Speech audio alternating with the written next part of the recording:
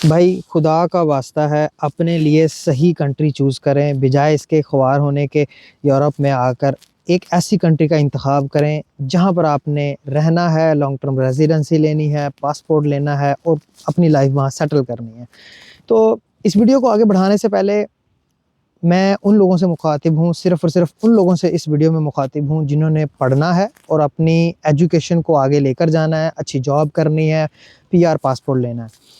जो लोग एजुकेशन को इस्तेमाल करना चाहते हैं यूरोप आने के लिए, तो प्लीज़ आप इस वीडियो को स्किप कर दें। ये वीडियो आपके लिए बिल्कुल भी नहीं है। आपके लिए और बहुत सारे दूसरे इल्लीगल और सेमी लीगल रास्ते अवेलेबल हैं, हम उन पे डिस्कस करेंगे किसी और वीडियो में। लेकिन सिर्फ़ और सिर्फ इस वीडियो में उन लोगों के लिए एडवाइस है जो वाकई यूरोप में पढ़ना चाहते हैं और अपनी लाइफ का दारोमदार यूरोप में रखना चाहते हैं। तो सबसे पहले आपको ये बताता चलूँ कि एक ऐसी कंट्री का इंतखाब कितना ज़रूरी है जहाँ पर आपने रहना है और अपनी लाइफ यहाँ सेटल करनी है।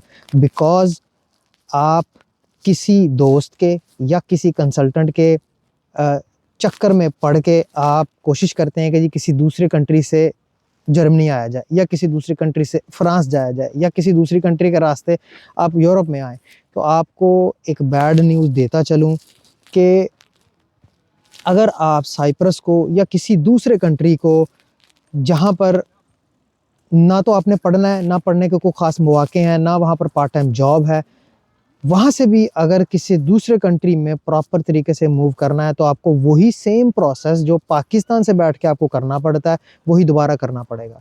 इसका मतलब ये है कि अगर फॉर एग्ज़ाम्पल आप साइप्रस में हैं और जर्मनी में पढ़ने के लिए आना चाह रहे हैं, तो आपको फिर से ब्लॉक अकाउंट दिखाना पड़ेगा, आपको फिर से एडमिशन हासिल करना पड़ेगा, जर्मनी की रिक्वायरमेंट को पूरा करना पड़ेगा।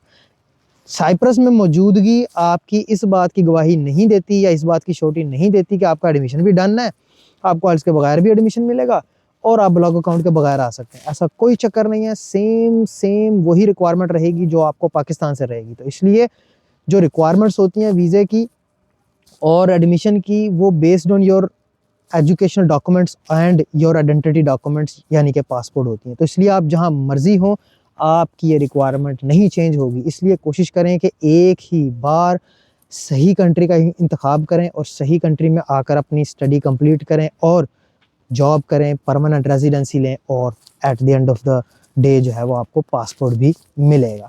तो इसलिए अगर आपको सही कंट्री का इंतखाब करना है, तो जर्मनी आज भी आपके लिए बहुत लो कॉस्ट में एजुकेशन दे रहा है।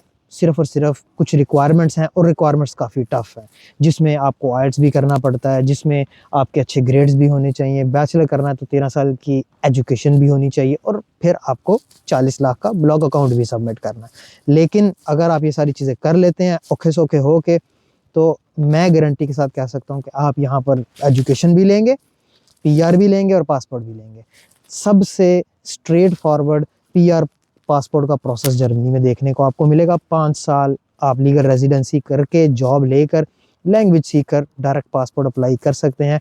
कोई दो राय इसमें नहीं है। हाँ, अलबत्ता पासपोर्ट अप्लाई करने के बाद कितने टाइम में पासपोर्ट मिलता है, वो सिटी टू सिटी बहुत सारी चीज़ें वेरी करती हैं, लेकिन ये एक स्ट्रेट फॉरवर्ड पाथवे है उन लोगों के लिए जो वाकई स्टडी के थ्रू किसी दूसरे कंट्री में प्रॉपर तरीके से मूव होना चाहते हैं। आई होप ये आपके बात समझ आई होगी। मेरे साथ जुड़े रहें इसी तरह की इंफॉर्मेटिव और मोटिवेशनल वीडियोस के लिए। मिलते हैं इंशाल्लाह अगली वीडियो में। अल्लाह।